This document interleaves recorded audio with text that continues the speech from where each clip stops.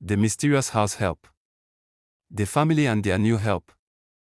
Mrs. Adebayo, a hardworking civil servant, had struggled with juggling work and home life ever since her last house help ran off without notice. After months of searching, a neighbor recommended a young girl named Adis, about 18, from a village in Enugu. Quiet, respectful, and hardworking, she seemed perfect. Within days, Adis settled in seamlessly, doing chores with precision and never needing to be told twice.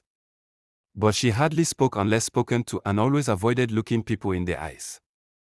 The younger son, Corid, a bright-eyed 7-year-old, was the first to notice. He said Adis talked to herself at night. Not muttering, full-on conversations in a language he didn't understand. She has a friend in the wardrobe, he once told his mother. Mrs. Adebayo dismissed it as childish imagination.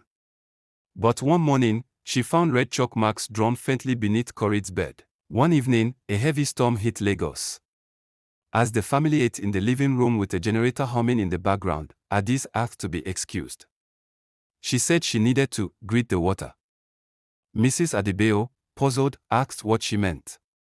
Adis paused, smiled thinly, and said, "Just tradition." She was gone for almost an hour.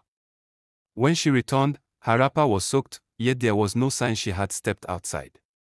That night, all the mirrors in the house fogged up from the inside, as if something had breathed on them, dreams and dread. Mr. Adebayo started having vivid dreams of a tall, shadowy woman standing at the foot of their bed, whispering in a voice that sounded like rushing water. In the mornings, his feet would be dirty with red sand, as if he had walked through a clay path.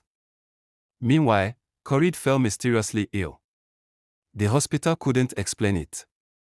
Fever, nightmares, and mumbling phrases in Igbo, a language he didn't speak. A neighbor, Mama Ifioma, a deeply spiritual woman from the east, came visiting. On seeing Adis sweeping the compound, she froze. That girl. She is not ordinary, she whispered to Mrs. Adebayo. According to her, Adis resembled a girl from her village who had died mysteriously years ago, believed to be an Ogbanj, a spirit child who comes and goes, causing suffering to the families she inhabits. Confrontation and revelation.